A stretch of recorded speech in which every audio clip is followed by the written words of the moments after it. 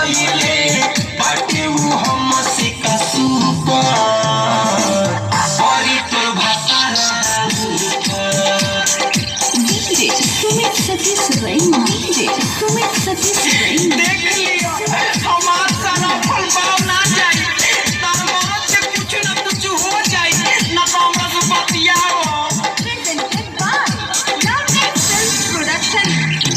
दिले बड़े हमारा ते छतिया में पीरा रे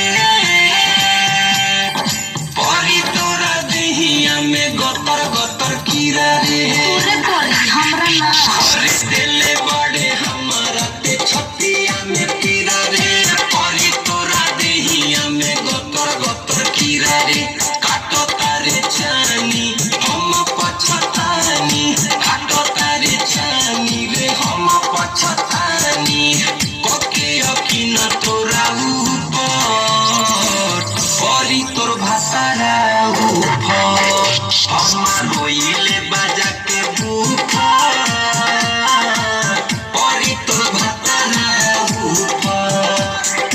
डीजे सुमित सतीश रैना सुमित सतीश रैना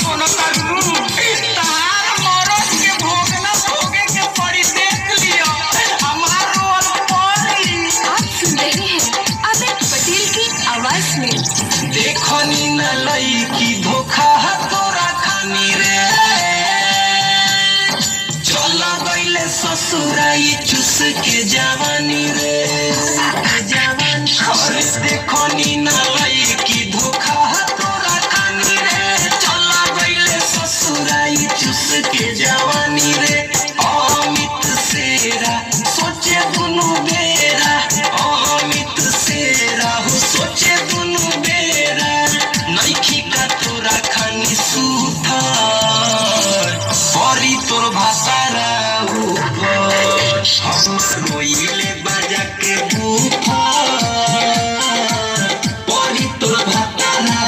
ऊपर काहे हमके भुलइले काफी पल भइले रे हमके भुलइले काफी पल भइले बाटे उ हमसे का सुपर परी तोर भाषारा जा रहे दो मुस्क से रखला से बिलाई मुएले गुड़म किसी तरीका